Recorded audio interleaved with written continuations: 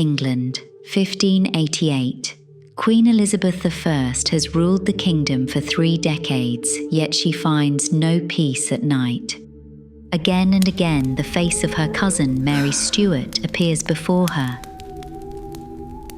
The woman who challenged her for the throne, the queen she had ultimately sentenced to death a year ago. But who was Mary Stuart really? What shaped her in her childhood? Why did she become Elizabeth I's most dangerous rival? And how did the English Secret Service ultimately manage to silence her for good?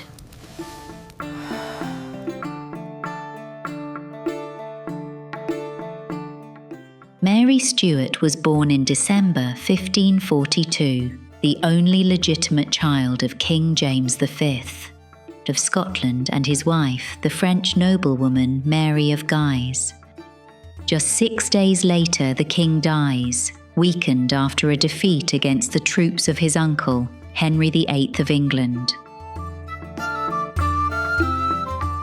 And so the unthinkable comes to pass. An infant ascends as Queen of Scotland, Mary Stuart, crowned queen by the grace of God. Of course, a newborn can't rule a kingdom. The regency passes to her mother, Marie de Guise. Clever, politically experienced, staunchly Catholic, and shaped by French court culture. Scotland's rife with tension, noble clans vying for power, wars with England looming, and deep religious strife. To keep the child safe, the royal court retreats behind the castle walls. For the first few months, Mary stays at the mighty fortress of Edinburgh, high above the city, perched upon black volcanic rock. Her life begins not in safety and peace, but amidst power struggles, fear and intrigue. Shortly afterwards, she's taken to Stirling Castle at the edge of the Highlands. There, she experiences a sheltered childhood until her 5th year, as peaceful as it could possibly be for a queen in these turbulent times. Here, she's officially anointed and crowned at just 9 months old. Her mother makes sure that Mary is brought up in the Catholic faith, following French tradition and kept away from Protestant influence. Quite the opposite to her cousin Elizabeth of England. She's 9 years older, grows up at the English court, Protestant, daughter of Henry VIII, the king who broke away from the Catholic Church and made himself head of the Church of England. From childhood on, Mary and Elizabeth find themselves, without knowing it, on opposite sides of a deeply divided world.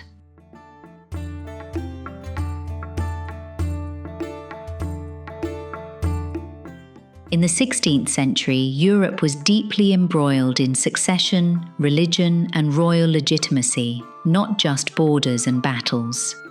Catholic nobles and clergy are convinced that Mary Stuart has a stronger claim to the English throne than Elizabeth I. The fact that Mary is not English but Scottish hardly matters in this context. What matters most is her royal blood. She descends directly from Henry VII, the Tudor founder, just as Elizabeth does. Elizabeth is his granddaughter, Mary his great-granddaughter. This kinship creates a dangerous conflict, a rivalry fueled by religion and power. To devout Catholics, Elizabeth is no rightful queen. She's the daughter of Henry VIII, who broke away from the Pope and founded the Protestant Church of England. Mary, on the other hand, is Catholic, royal, well-connected across Europe, and seems to them the ideal ruler to bring England back into the fold of the Roman Church. Mary of Guise makes a far-reaching decision. Her daughter is to leave Scotland and go to France. Under the protection of her French relatives, Mary is to be raised at the court of the Valois and betrothed to the French heir to the throne. This way, they secure not only a powerful alliance for her, but also her future as Queen of two realms. In France, a new world opens for Mary. Far from Scotland's cliffs and intrigues, she enters a court of splendour, learning, and strict etiquette. Castles like those along the Loire, Fontainebleau, Chambord, and the residences in Paris become her new home. Here she grows up not as a threatened queen, but as a spoiled princess, surrounded by servants, music, elegant festivities, and French court culture. She becomes part of the royal family, raised like a daughter of the house. Everything steeped in art and philosophy, a sharp contrast to Scotland, where power struggles, clans, and betrayal shape everyday life. At just 15, Mary Stuart marries the French heir, François, the quiet, frail son of the king. A year later, King Henry II passes away, and the two teenage heirs suddenly become the King and Queen of France.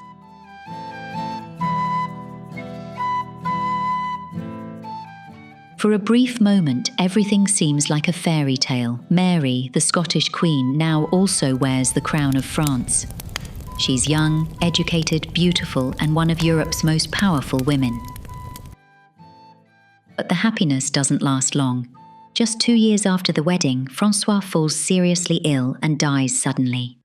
Maria is only 17 years old and a widow for the first time. She hasn't borne a male heir.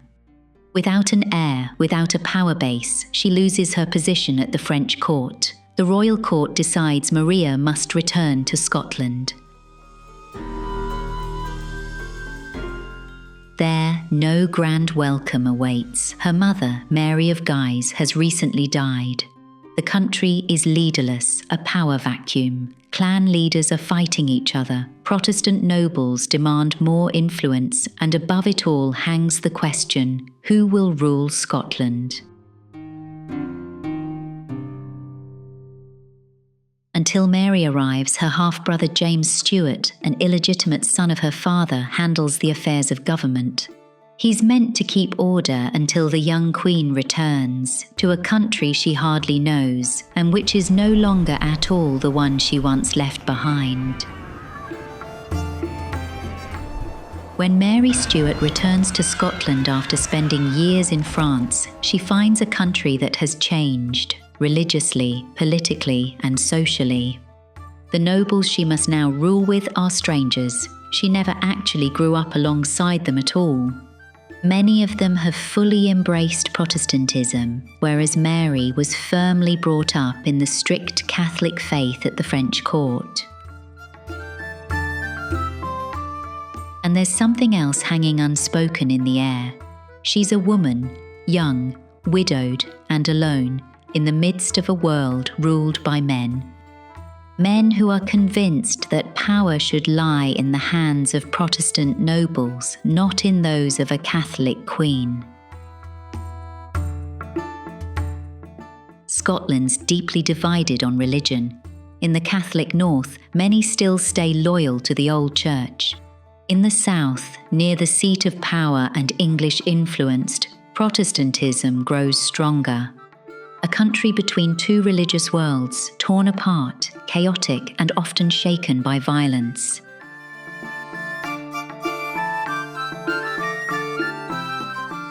At the same time, Mary Stuart had to contend with yet another challenge, her complicated relationship with Queen Elizabeth of England.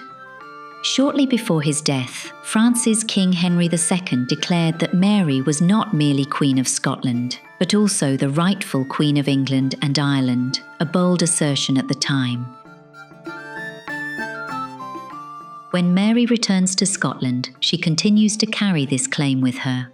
She sees herself as Queen of both kingdoms, Scotland and England, a claim that makes Elizabeth suspicious, even hostile, and lays the foundation for one of the most famous rivalries in history.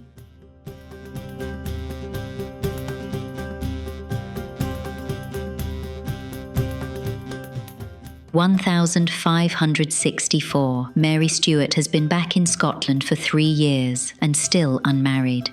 The pressure is growing. Marriage is not just a political duty, but also fits Mary's own self-image. As a woman, as a queen, and as a future mother of a royal dynasty. Marriage proposals are coming in from across Europe. More than a dozen suitors are vying for the young queen's hand. Even King Philip II of Spain shows interest, the very one who previously pursued Elizabeth I, had courted. But she chooses someone from her own family, Henry Stuart, Lord Darnley, 3 years her junior, of noble birth, strikingly handsome and Catholic. Like Mary, he is also a great-grandchild of Henry VII of England. That makes him her equal in rank and a potential father of English-Scottish heirs to the throne.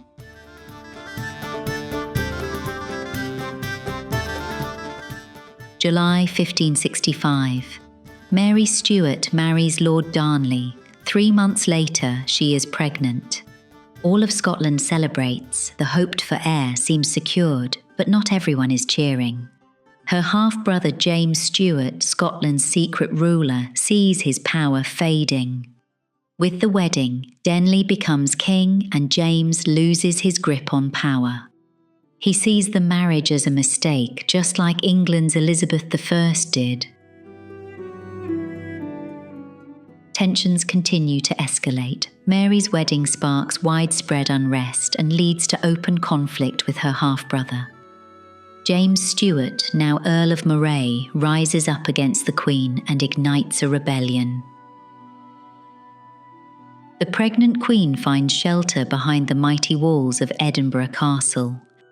Up there above the city, Mary Stuart gives birth to a healthy son in June 1566. A boy who'll one day go on to change the course of 2 kingdoms' history in ways no one could have foreseen. He's given the traditional Scottish royal name, James. In England, he will later ascend the throne as James I, the first ruler to unite Scotland and England.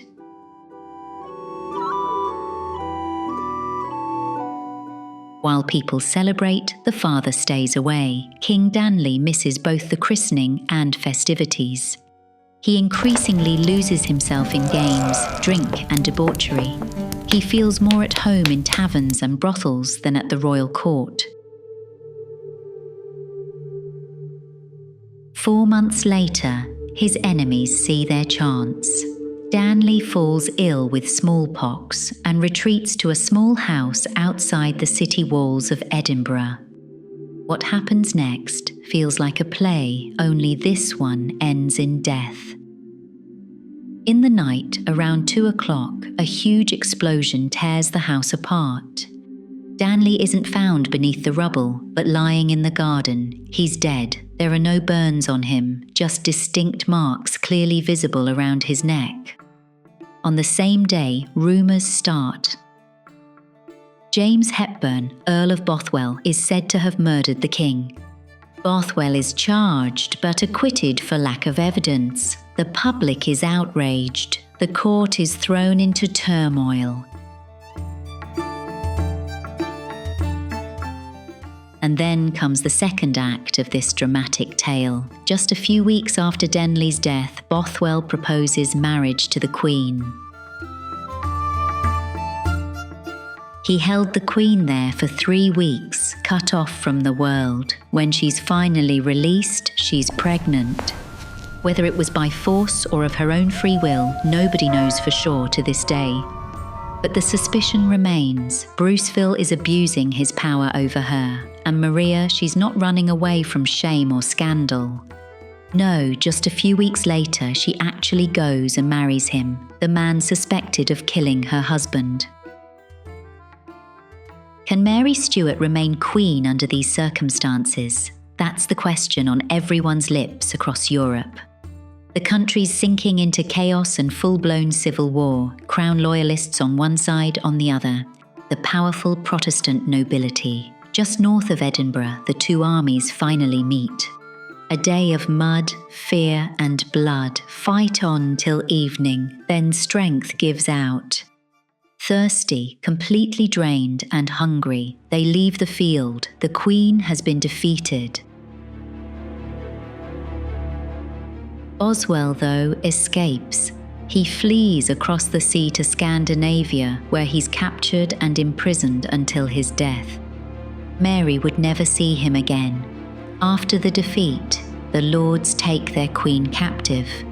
They place Mary under arrest and begin putting intense pressure on her. By threatening violence, they force her to abdicate. Her son, James, just 13 months old, becomes the new King of Scotland. He grows up safe and away from the turmoil at Stirling Castle. Real power goes to his guardian, James, Mary's half-brother. He rules Scotland once again.